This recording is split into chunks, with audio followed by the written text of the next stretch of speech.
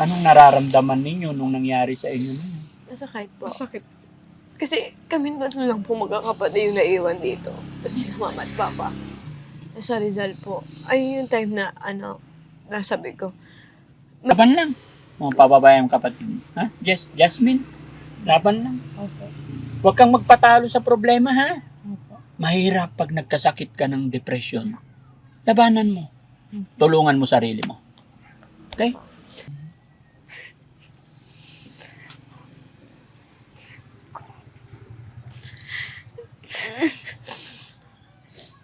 Sino nagpakain sa'yo? Tito po namin. Saka yung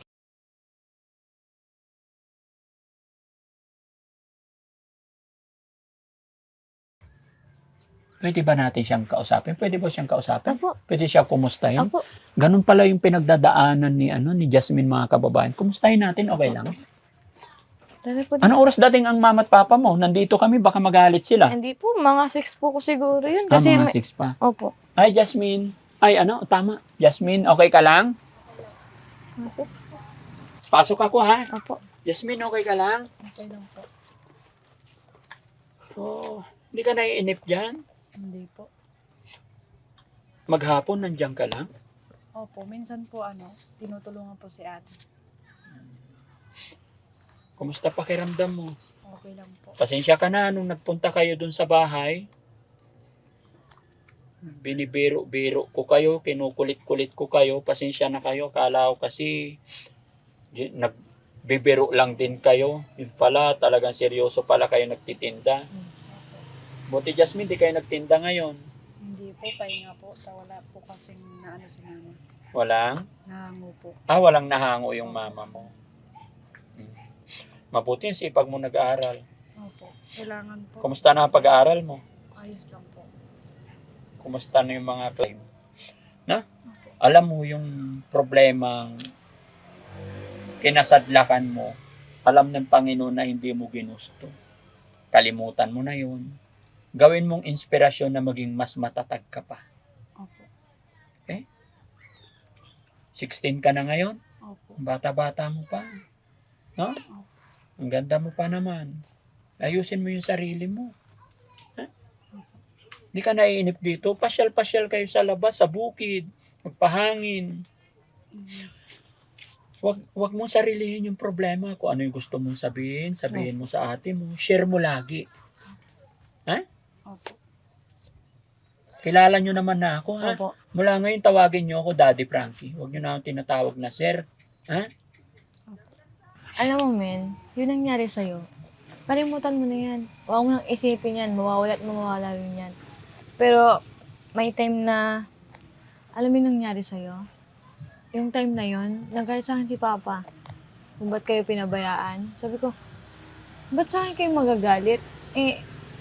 Hindi ko naman alam yun. Tapos, wala akong doon, pero inaalagaan ko kayo. Siyempre, ayoko yung ate mo ako, pero ayoko yung may napapahamak sa inyo, ni isa ayoko. Tapos kapag inaaway kayo, ayoko gumaganti ako kay ko. Ayoko yun. Pasensya na kasi hindi ko naman ginusto yun. Tsaka hindi ko naman alam na ayun na mangyayari. Tsaka, Kaya nga, alam kong hindi mo ginasto, pero sana isipin mo, nung time na sumama ka, dapat inisip mo na magpaalam ka muna bago ka sumama sa kanila. Ayun yung gusto ko. Pero nung time na yon, wala. Sa akin nagalit si Papa nung time na umuwi siya. hindi ko naman alam na ikaw ang mapapagalitan dahil hindi ko naman ginusto. Kahit na, pati si Lolo, si Papa Rune, nagalit siya sa akin yung time na sinasabihan kita kung ba't mo inulit yun. Wala sa akin siya nagalit. Parang ang sinabi ng tatay mo, lolo mo, parang pinabayaan mo siya. Opo, parang po, kasi po, kami po yung naiwan, tapos si mama ko kasi bagong panganak po. Siyempre po, pag yung ako, nagbabanti po ako ng kapatid ko. Pero siguro, hindi mo rin masisi yung kapatid mo kasi at the age of 14, wala pa sa isip niya yung mga masasamang Opo. Kaya ano man nangyari sa kanya, yun, tama naman yun. Wala nang sisihan. But cause, maging aral na sa inyo, yun nangyari. Dahil, balik-balik rin natin ng mundo, nangyari na. At alam ko, nasa kapatid mo na hindi niya ginusto yung nangyari. Opo. Di ba? Kaya kung ano man yung pinagdadaanan mo ngayon, move on, mag-usap kayo magkapatid. Kaya nga po. Kaya sabi ko, once na tatrabaho po kami ng ng sibuyas, sabi ko, once na makapagtapos ako ng pag-aaral, tutulungan ko sila mama at papa. Pero, hari tayo kako. Sabi ko po sa kanya. So, pero sabi niya po, opo. Siyempre, ayoko rin po na hanggang dito lang po kami sa kahirapan. Ayoko po. Gusto ko pong maihangin yung magulang po. Kaya kailangan mag-move on na. Opo. Paano siya makaka-move on kung nagmumukmuk siya parati? Pwede naman po siya na sa akin, yung ate, yung parang mag-aya po na mag-banding. Ganun po. Parang, sabi ko, ate, mag-banding tayo kahit ganun po. Pero pag ako, gusto ko po, once na magkapera po ako, ibabanding ko po siya, kahit dalawa lang po. Gaano mo kamahal yung kapatid mo? 100%. Lahat po ng kapatid ko, mahal ko po, kaya ayoko po nasasaktan. Kahit po yung sa bintang, ayoko po. Kahit hindi po nila ginawa. Okay. Usap kayong dalawa para matapos na yung problema niya. Makalimutan niya na. Kailangan niya ng comfort mo parati. One-on-one kayo, heart to heart, babae sa babae. Usap kayo para makapag-move on ka na. Huwag mong isipin kung ano may problema. Usap kayo.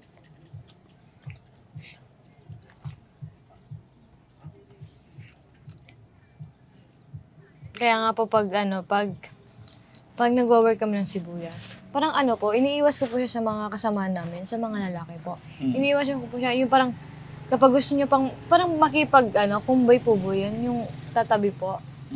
Ayun po, sabi ko, wag sa akin ka na lang kako. Kahit may maliligaw po sa kanya, ayoko po. Ayoko po. Pag naano ko po yung, parang yung tingin tsaka ugali po, hindi po pwede. Kaya sabi ko, mag-aaral muna tayo para makatulong tayo sa magulang natin. Kahit yung parang inaapi na po kami. Hindi po ako papayag. Yung gusto ko po makabawi sa kanila. Kapag natupad po yung pangarap ko, ibabalik ko po sa magulang ko yung po nila, yung sakripisyo po nila. Para lang po na, bago ako mag-asawa, parang gusto ko po na may ahon po ako sa kanila kahit konti. Anong masasabi mo, Jasmine, sa ginagawa ng ate mo sa'yo? Yung mga sacrifice niya, anong sagot mo sa ate mo? Nagpapasalamat po ako kasi nandyan po siya. Tsaka po kaya niya po kami ipaglaban kahit sa parang po na para po po kami yung magkabati-bati po kami sa bahay, ganun. Tsaka magtulungan po dito sa bahay. Sabi mo ate mo. May time na nasaktan po ako sa sinabi sa amin ng tito ko na bobo po kami. Yun yung time na po na bobo kami. Tas parang yung bobo na nga po yung nanay ko. Tas bobo pa kami. Sabi ko, paano kami naging bobo kung kung maging bobo man kami, sana hindi na kami nakapag-aral po. Sabi ko po sa kanya, sabi ko, tiisin muna natin kahit ganito rin kahirap. Kahit mahirap tayo. Kahit wala tayong baon. Sige lang kako po na tiis lang. Pag mag-work tayo. Pag meron, pag wala, di wala. Ganun po. Ba't ganun naman? Sinabihan pa kayong bobo? Opo, pero yung bobo na po yun, nakita ko po yun sa chat. Hindi po sa personal. Sa chat po, nabasa ko po yun. Pero syempre po, yung magulang ko, sabihan ko pa naman na, bobo, alam ko po na hindi po nakapag-aral si mama. Pero wag po sana na, ganun po yung sasabihin nila, hindi ka nagtapos, hindi nakapag-asawa ka ng maaga. Hindi ko naman po gagawin yun. Parang, ko po sa sarili ko na, once na nakapag-asawa ko, may isa po akong kapatid na kukunin. Tapos, kahit mag-asawa ko, hindi ko po sila kakalimutan. Tutulungan ko pa rin po sila. Yung sinabihan po kami ng bobo. Nakakawa po ako kay mama kasi po pinagsabihan po siya ng bobo. Hindi ko po naman po kasi alam na sinabihan po siya ng bobo tsaka nasaktan din po kami. Pati nga po tatay ko, kasi kahit nila, inaapi po nila kami. Kahit po sa kaya nga po wala kaming, parang isang manta lang po itong titira namin dito. Pero lilipat rin po kami pag nakaraos din po kami. Kaya, lalaban lang po kami. Basta Kaya laban po lang, wag kayong mawawalan ng pag-asa. Salamat sa Panginoon kasi nakilala ko kayo, nalaman ko yung kwento ng buhay niyo. Pero mag-pray lang kayo. Malay natin, tignan natin kung anong pwedeng maitulong pa rin ng Team Daddy Frank. Huwag niyong intindihin yung mga panlalait, kung mga nangyayari sa buhay natin. Lagi nating tatandaan, lahat tayo dito sa mundong ibabaw, pinanganak tayo dito sa mundong ibabaw, nilikha tayo ni God, walang bobo. Pantay-pantay, pari-parehas tayo sa mata ng Diyos. Nilikha tayo ng Panginoon na pari-parehas. Okay? Kaya kung ano man yung panlalait, naririnig ninyong hindi maganda, gawin yung inspirasyon. Ano man yung pinagdaanan mo, kalimutan mo na. Move on ka. Teamwork kayo magkapatid. Dahil kayo yung mga panganay. Gawin ninyo yung best nyo. Move on ka, anak. Diba? Nararamdaman ko yung pagmamahal ng ate mo sa'yo. Hindi iiyak yan kung hindi siya ganon ka pursige. Bilang panganay, nararamdaman ko siya. Kausapin mo siya para makamove on na siya sa problema niya. Hindi makakatulong yung pagmumukmok, makihalubilo ka. Kalimutan mo na yung nangyari sa'yo. Usap kayo. Magtulungan kayo, kayong dalawa lang.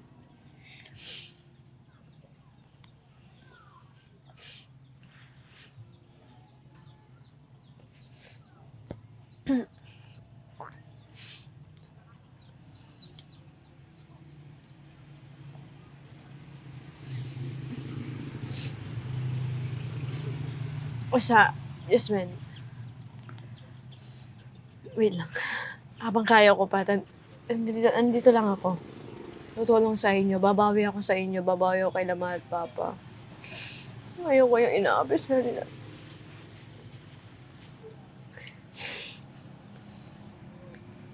Ayoko nang may nang-aapi sa inyo. Ayoko. Hindi ako papayag. Kahit mahirap tayo.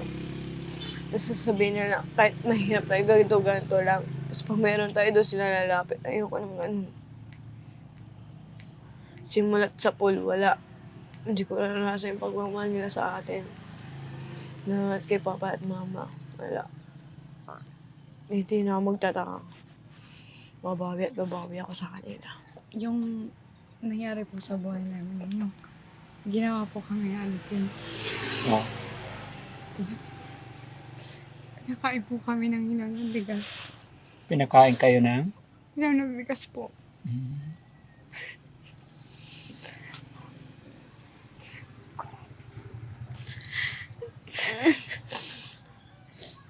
Sino nagpakain sa'yo?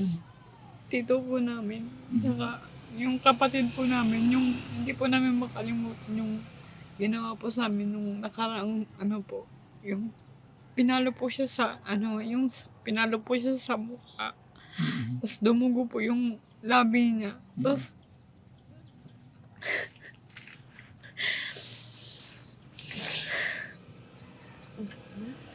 Anong nararamdaman ninyo nung nangyari sa inyo nun? Masakit po. masakit. Kasi kami tatlo lang po magkakapatid yung naiwan dito. Tapos si Mama at Papa. Sa Rizal po. Ay yung time na nasabi ko. May time na po, galing po kami simbahan noon. Sabi ko, inutusan po kami ng tito ko. Sabi ko, ba't kami yung gagawa? Galing kami simbahan. Samantalang yung ibang pinsan ko dyan, may sariling pat kami, hindi nyo mautusan. Sabi ko nung time na yun, sinabunutan ko po siya nung time na yun. Tapos nung kinabukasan ng hapon, doon na po yung dumugo yung labi ng kapatid ko. So wala po kami gagawa. Wala yung magulang ko dito eh. Kaya yung time na, pumunta kayo ng Manila. Binita ni Papa yung lupa niya.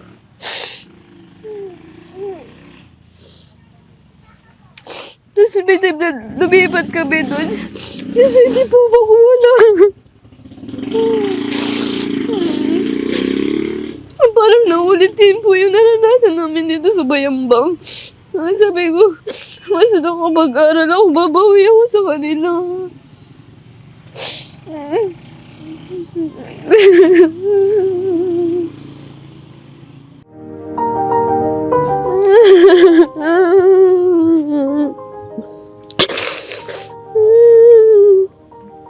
Magtulungan kayo magkapatid. Kaya nyo yun. Kaya nga po kami nagtutulungan magkapatid kasi ayaw po namin maranasan sa susunod na pagkato pa rin po yung tuloy nila sa amin. Wala na po. Kinakaya ko lang po para at sa manalo po sa kamag-anak nila. Ayoko na po. Tinitiis ko lang po para sa magulang ko. Pero si Papa ko, tahimik lang po yan. Hindi ko niya sabi.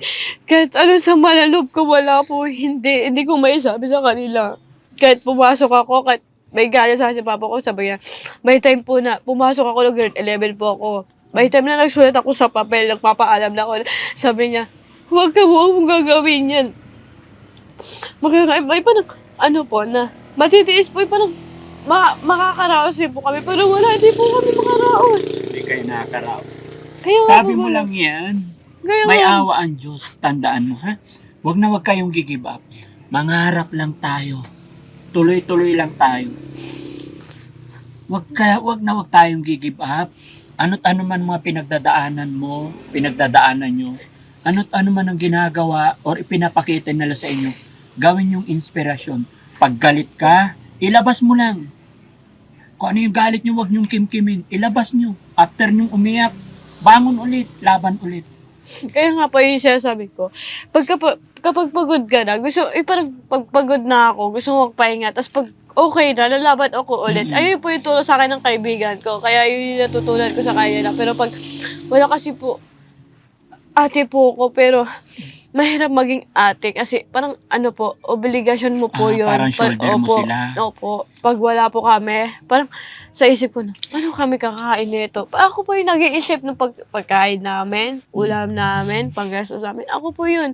Ako po kung paano kukuha. Parang uutang po ako sa classmate ko or uutang po ako sa kaibigan ko. Pati nga po pamasahin, yung inuutang ko po sa classmate ko pag wala po ako pamasahin. Kaya pala ganun ka kapursigido magbenta sa akin noon. Opo. Tapos yung kapatid mo, tahimik lang hanggang ngayon. Ilabas mo yung galit mo, ha? Huwag mo nang tulungan mo yung sarili mo. Ikaw mismo. Tignan mo yung ate mo. Iniiyak na niya ang lahat. Kita mo yung pagod, hirap niya para sa iyo. Laban lang. Huwag kayong mag-alala. Gagawa ako ng paraan kung paano pa ako makakatulong sa inyo. Tulungan kayo ng Panginoon. Ano sasabihin mo sa kapatid mo? Ano po, parang, yung problema niya po, kalimutan niyo na po yun kasi tapos na po. Pero, ang sasabihin ko po sa kanya ngayon, parang makapagtapos kami ng pag-aaral para po maiyahan ko po yung magulang ko sa hirap ng buhay po namin. Para makabawi lang po kami. Ayun po yung gusto kong sabihin sa kanya. Na wag na po siyang sasama sa iba. Yung kumbaga sa aya-aya. Hindi na po. Oo. Kasi ayoko na rin po maranasan yun. Okay. Ayun lang po.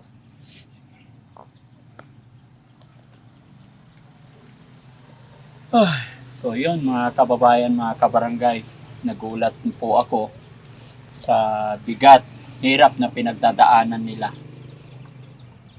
Siguro ganun talaga. May mga time talaga na sa pinagdadaanan ni Jasmine, dumating pa yung point na sinasabi ni Ate Jessica na ultimong mga tito, mga kamag-anak, instead na tulungan makaangat, sila pa yung nagda-down. Na napakahirap. Gaano kasakit yung mga ganun, marinig mo yung panlalait, instead na tulungan, sabihan ka pang hindi maganda. Ano po, para sa yung pag narinig ko po kapag sasabihin sa mama ko ng palamunin, pag napupunta sa bahay, tapos kapag hingi ng hingi, sabi ko, sabi ko pa yung mama ko na, huwag ka nang hihingi ka ako. Kahit mahirap, kung pagbaga, hindi siya nakapag-aral, huwag kang hihingi, sabi ko. May trabaho naman niya sa Sibuyas, pwede ka sumama, pero kapag meron, pwede ka sumama. Tapos kasi po, may kapatid po akong dalang maliliit. Siyempre, mahirap po din mag-ala kasi wala po yung bata yung 9 months po. Kailangan pa magdede po. Sabi ko, sabi ko sa sarili ko na, hintayin nila ako makapagtapos. Ipapakita ko sa kanila kung paano nila binuli yung magulang ko. Opo. Pero ang ipapayo ko lang sa'yo, Jessica, kung ano man yung panlalait na natatanggap mo, wag na wag kang magtatanim ng galit. Kumbaga, gawin mo lang inspirasyon yung mga bagay na natatanggap mong masakit, pero wag na wag kang mag-iisip na gaganti. Opo. Ay nga po. Wag. No? Yung mga taong mapanlinlang, mapanlait, ipag-pray mo na lang. Mag-pray na lang kayo. Tandaan mo itong sasabihin ko sa'yo. Kahit minsan, ni isang pitik, hindi natutulog ang Diyos. Sadyang hindi pa dumarating yung swerte sa inyo. Pero mga bata pa kayo. Balang araw maalala mo yung sinasabi ko sa inyo. Darating yung oras, panahon na para sa inyo. Kung ano yung hirap dinanas ninyo, pinagdaanan ko rin yan. Nasubukan ko rin naging alila. Magtatrabaho ko sa isang bahay, makakain lang, mabuhay lang ako. Nagtatrabaho ko sa isang restaurant para mapagtapos lang ako ng pag-aaral ko. Hindi ako sinisweldohan. Pero laban lang. Hanggang sa sinuwerte ng konti, hanggang sa umikot ang panahon. Alam mo, nung time na ako sinuwerte, tapos yung mga taong medyo nanlait, gano'n na. Yung mga taong nandaya sa akin nung ako nagkaroon, never akong nagalit sa kanila. Dumating pa yung time na nagkaroon sila ng problema, walang-wala nang tutulong. Ako na mismo tumulong, nag-abot ng tulong. Nung ginawa ko yun, alam mo kung anong nangyari? Umiyak, yumakap sila sa akin, nag-sorry. Kasi ngayong time na mahirap ka, sobrang hirap ng pinagdadaanan mo. And then darating yung time na makakaahon ka, makakabuelo ka na. Yung ginawa ni Lord, yung gagawin ni God na from nasa baba tapos iahon ka niya, ipinaghiganti ka na ni God. Nakaahon ka na sa sobrang hirap mo noon, ngayon binigyan ka na ng biyaya. Si God na mismo ang gumawa, ipinaghiganti ka na niya. So wala nang rason para gumanti pa tayo sa mga taong ng alipusta o ng api sa atin. Kamiyak. Labanan mo pa. Salamat, nandyan ka sa kapatid mo. Kaya iiyak mo lang para mawala yung sama ng loob. At wag na wag mong pababayaan. Alam ko may problema pa to, nasa puso pa niya, nasa isip pa niya yung galit. Pero darating yung panahon, mag-pray ka, mawawala din yung nasa puso mo. Okay?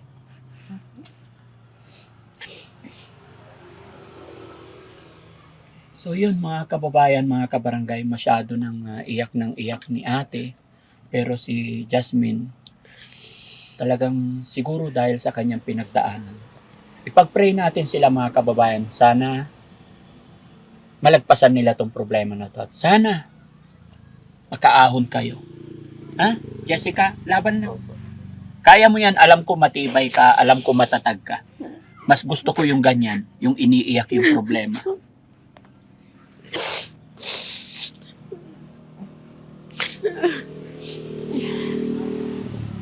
Kumusta naman yung Pasko? Anong handa nyo ng Pasko? Siyempre lang po. Pero nung bagong taon, tinulong ko na lang po. Bakit? Wala po, parang, ano po sa akin, parang wala lang, parang boring po. Dahil wala. Wala kayong panghanda. Wala po. Tulog na lang kayo. Okay lang. Hindi habang buhay, ganyan tayo. Maniwala kayo sa akin, ranas ko yan. Ano sabi niyo sa mama at papa niyo nung New Year? Andito lang kayo sa loob. Wala po, hindi ko po sinabi sa kanila na, Sila po lumabas pero ako nandito lang po ako, natutulog lang po ako. Mm. Wala po kasi. Walang handa. Oo. Okay. Ano ba ito mga kababayan? Sige, ganito na lang. Pwede pa naman kayong maghanda siguro no? Araw-araw pwede nating i-celebrate. Bigyan ko kayo ng ano guys. Pwede kayong mag-celebrate ulit. Wala kayong panghanda. Pasensya nyo na. Kung alam ko lang talaga, pinuntahan ko kayo ng 31 dito. Kaya pinuntahan ko nung mga bago mag-disperas, 31, pinuntahan ko yung mga senior Kasi alam ko wala silang mga pamilya. Pero kung alam kong ganito, wala rin kayong handa. Isa kayo sa pinuntahan ko Sensya na talaga kayo. Nung nagbenta kayo sa akin, hindi ko alam na ganito ka bigat yung problemang pinagdadaanan nyo. Okay? Akin na kamay mo, be. Bigay ko sa'yo.